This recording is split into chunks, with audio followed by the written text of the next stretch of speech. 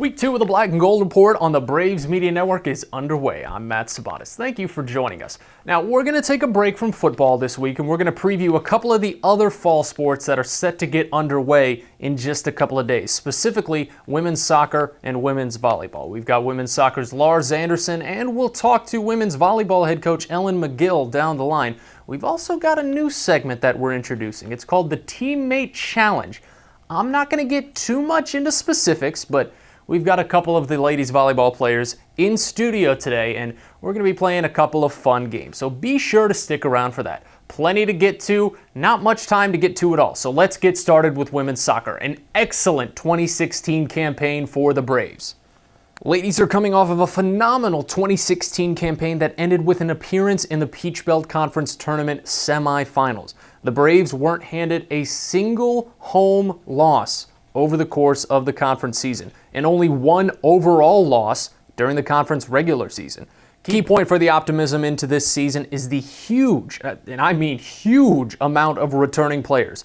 12 sophomores and juniors making their way back to the team to complement only 4 seniors. Heck of a sophomore season incoming from goalie Gina Ryan, named to the PBC preseason all-conference team after allowing only 16 goals in her 18 games, while posting 91 saves in front of the net. Coach Lars Andersson had nothing but praise to give the sophomore when we talked to him down the line. Now, the team's got a great chance to assert their dominance come time for their home opener tomorrow against the number 21 ranked Limestone College. Stacey Scott will be the forward to watch, putting up team highs all of 2016 in her sophomore season. 19 total points, 8 goals, 3 of them being game winners.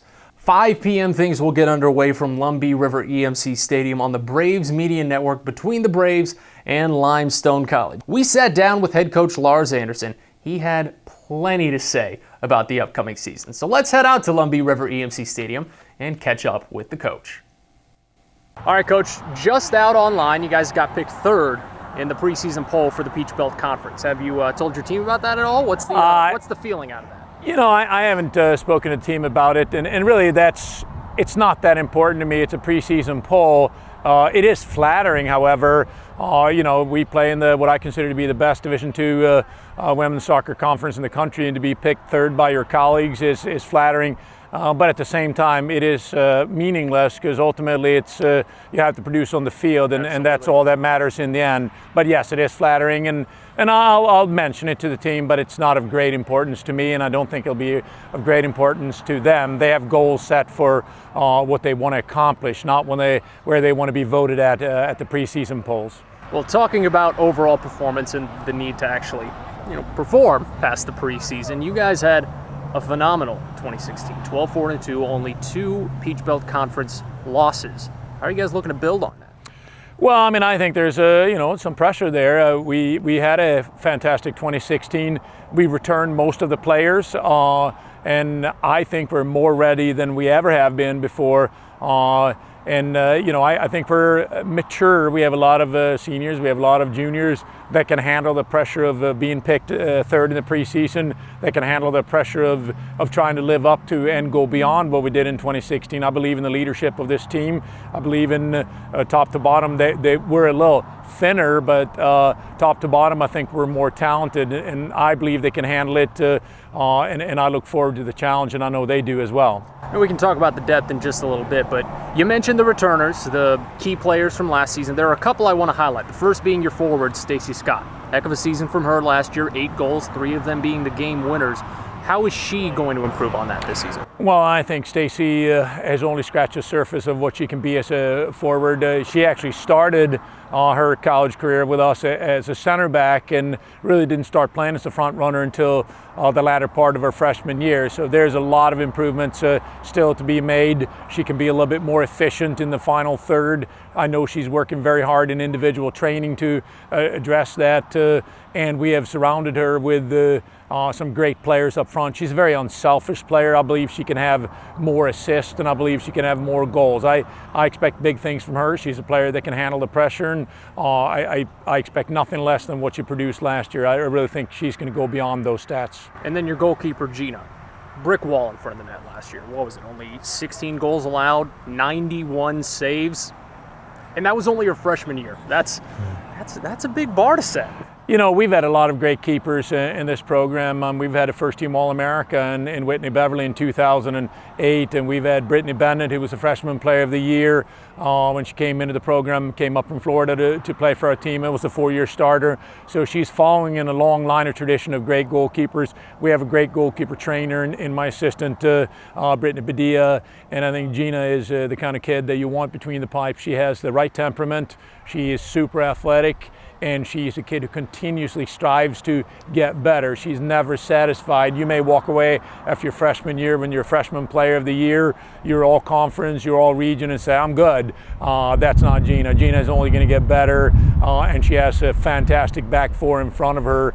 We have set very high goals that I will not share with you, but behind closed doors we have set very, very high goals for number of goals allowed for this season, and I am a firm believer in what we do from a defensive standpoint, and that starts with our number one, with our goalkeeper. Now, let's take a look back. Making it to the conference tournament semifinals last year, a loss to North Georgia. What came out of that game? What did you teach to your team from that game? Well, you know, we had to fight through the adversity of Hurricane Matthew, and I am disappointed that we couldn't get back to the finals, which we've been before, but we were exhausted. We just flat out had nothing left in the tank when we got to that semifinal game. Not to take anything away from the North Georgia staff or their players, they're a very talented team, but obviously it was a 3-3 draw during the regular season. But we got to that point in the season, we had nothing left in the tank, mentally or physically. We're obviously hoping that we will have a different last 3 weeks of the season this year. I think that will help us immensely not to have to play that number of games. But obviously we sat there and we thought about how we felt, and I think we set goals within 24 hours of that loss that included not feeling the same way, getting further, getting beyond that match, and certainly we have aspirations of being in that championship game. Now, wrapping things up, let's get a two-part question in here. When it comes to keeping the exhaustion level low, keeping your team up, there's a little bit of a depth issue. Obviously. Correct. I believe only 16 players. 16 field players and 2 goalkeepers, correct.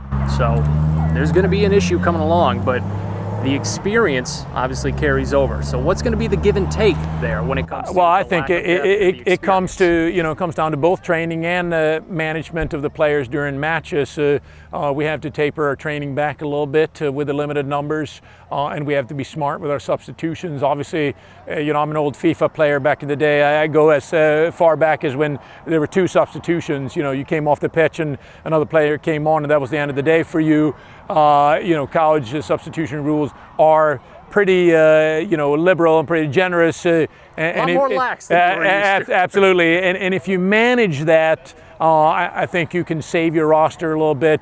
If you have the mental fortitude to go a little bit deeper on your roster, go a little bit deeper on your substitutions, and I believe in player 1 through 18. We will play players 15, 16, 17, and 18 quite a bit this year, and I think Brittany and I will together be able to manage that. And then, again, be smart about training, and then utilize our athletic training staff. They do a fantastic job. Rose Buzzy has been with us for a number of years. I think she's going on her 5th or 6th season with us, and she does a good job of telling me, Lars, it's time. I know you want to push him a little bit harder, but it's time to lay off of him a little bit in training. And I have full faith that she's going to know when it's time to back off, and I'll listen to her. And I think between the 3 of us, we'll figure out what's right. All right, Coach. Appreciate the time. Appreciate the insight. Thank you. And look forward to talking to you more as the season All right. progresses. I appreciate it. I look forward to it. Head coach Lars Andersson. When we come back on the Black and Gold Report, women's volleyball head coach Ella McGill. We have to sit down with her, so stay tuned.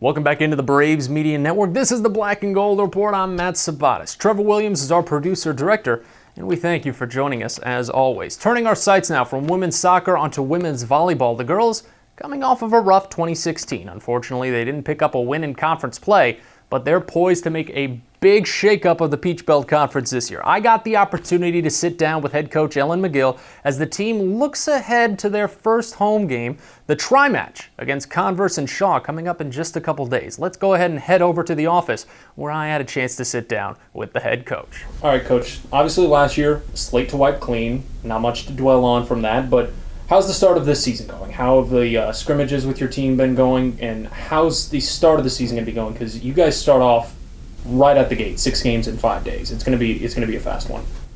It's gone really well so far. Preseason ran very smoothly. The girls have been working really hard. We've been gelling together well as a unit, and last Saturday we played well as a team. We have a lot of little things to work on, but it's really coming together overall. Well, you talk about the team gelling well as a unit. That was something I was hoping to ask early on, and they lead me to it. You got a big recruiting class, I believe 8 freshmen coming in this season. How are they working with your team building exercises to start, working together, since it's obviously a lot of these girls' first time working with each other? They've been doing a great job so far, and I think a lot of that has to do with our returners and how well they have mentored them along the way. And so far it's been a pretty seamless preseason. There's not really a major divide between returners and newcomers or freshmen and everyone else. Right now it's just one unit, and so it's really exciting. So with the other girls, the returners, mixing well with your freshmen, the fact of the matter is that you only have one senior coming back, and that's Casey Bell. So how do you think she'll be able to handle having to take the brunt of a lot of those senior leadership responsibilities, being the only senior on the team?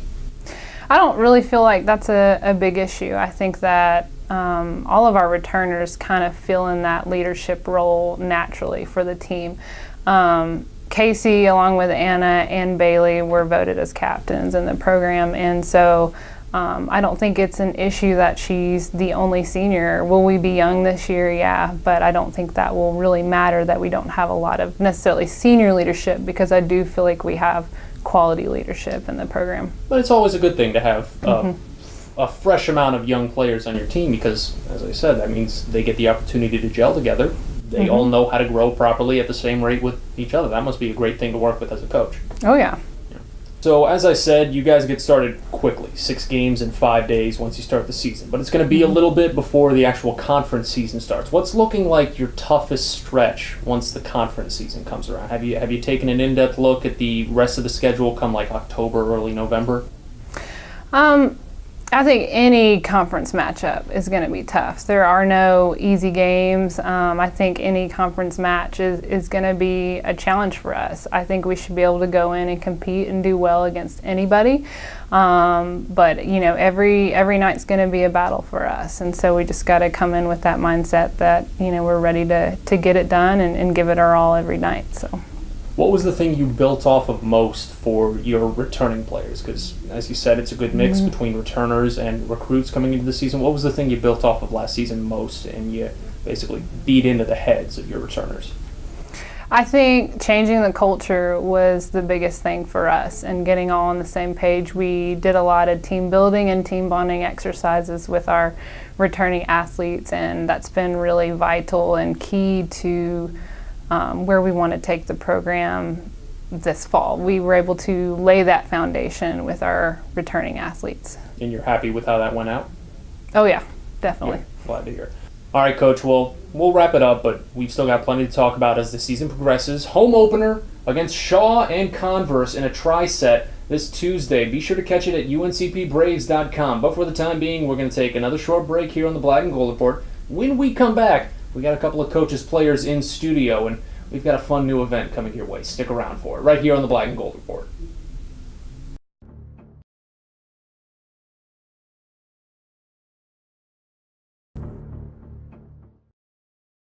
Welcome back into the Braves Media Network. Matt Sabados here with you on the Black and Gold Report. I'd like to thank women's volleyball head coach Ellen McGill for taking the time with us. Now, before we move on to our next segment, we do have to give you a quick rundown of the women's volleyball home schedule, so you can keep an eye out for them here at UNC Pembroke. Now, I already told you about the tri-match between Converse and Shaw. That's going to be taking place on September 5th in just a couple days, so don't miss it if you can. They face off against Claflin on September 12th, Georgia College on the 23rd after a 3-game road trip, Fayetteville State on the 28th, then it's 6 straight games away from home court for the Braves. After that, they have a 3-game homestand against Augustana, Lander, and USC Aiken. That's on the 20th, 21st, and 24th of October. Francis Marion will be visiting town on November 3rd, then Flagler wrapping up the home schedule on November 10th. Plenty of opportunities to get out and see your Braves, so don't miss a single one. Right now, we're moving on to our newest segment. We call it the Teammate Challenge. I'm not going to be giving too many details away. I'm just going to hand it off to our reporter, Trevor Williams. He's going to take it from here. He's going to tell you what to keep an eye out for, not just today, but for the rest of the season. Trevor.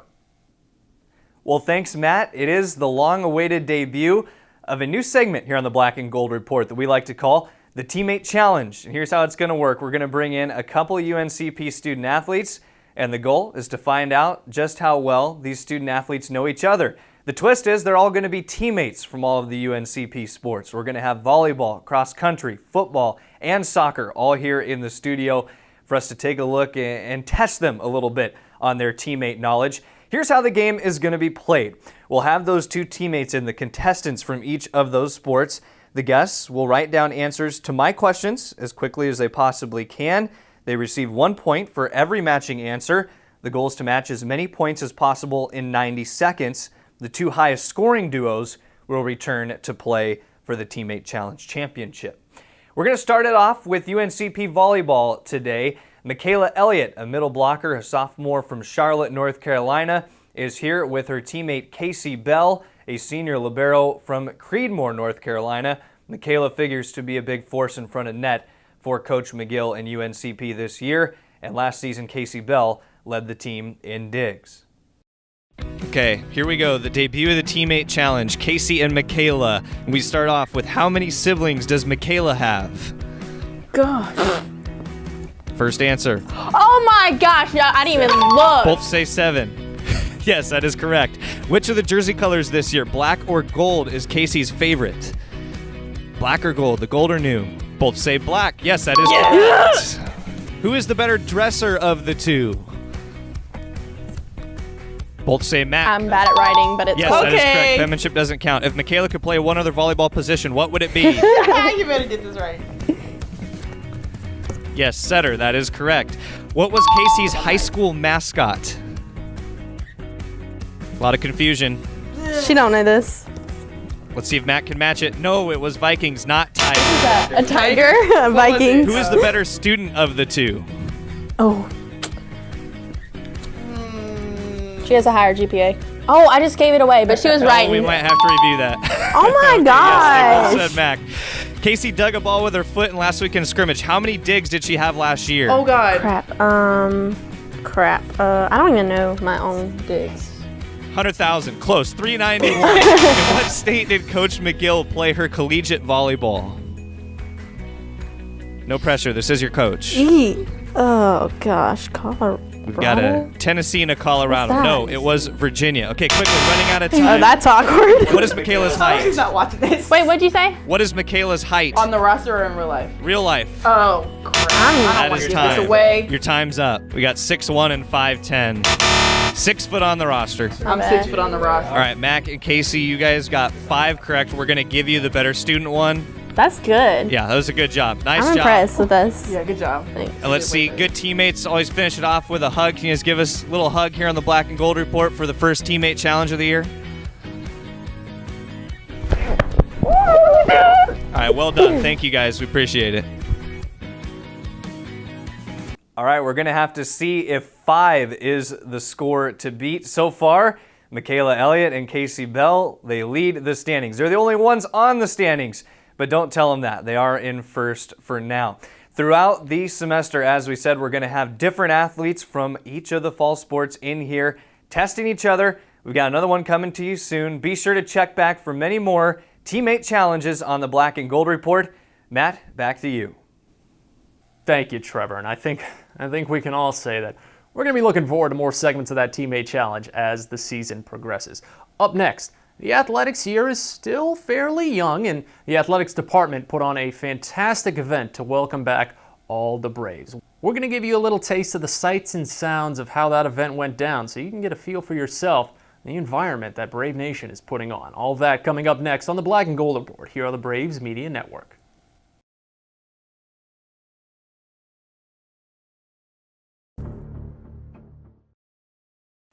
Welcome back into the Black and Gold Report here on the Braves Media Network. Matt Sabados here with you, and before we wrap things up, we're going to give you something a little special. Now, the athletics department annually puts on a welcome back event for all of its student athletes, and we had the opportunity to get out there and talk to a couple of them. Our reporter Trevor Williams has the scoop.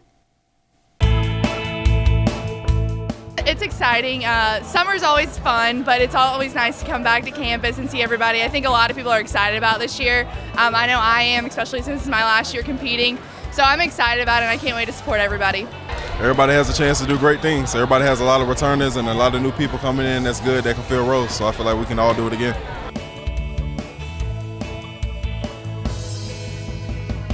I'm excited, to see everybody. Last year, sports as a whole had a very good year, so we're just trying to, continue the same tradition.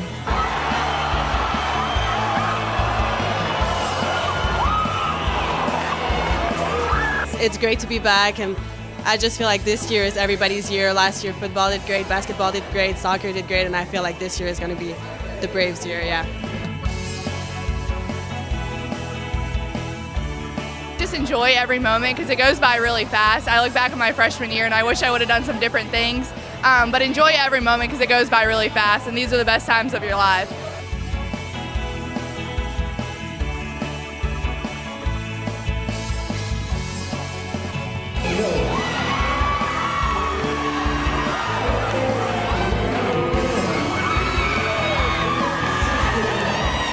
It's fun. It pushes us to go further and stuff. We feel the love from everybody in every direction, so it just helps us play harder.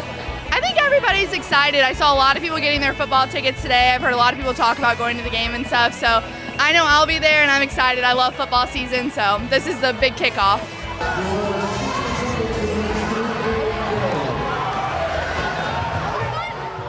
Well, thank you for that, Trevor. It was a heck of an event to be a part of. Wrapping things up now, we'd like to thank women's soccer head coach Lars Andersson, women's volleyball head coach Ellen McGill, and the volleyball team in whole for letting us borrow a couple of their players for the Teammate Challenge. Next week, we give you a full breakdown of the start of the football season, looking back at volleyball and soccer as well. And there might just be another segment of the Teammate Challenge coming your way, so be sure to keep an eye out for the Black and Gold Report. But that's all going to have to be until next week. Have a great rest of your weekend, folks. This has been Matt Sabados with you here on the Braves Media Network.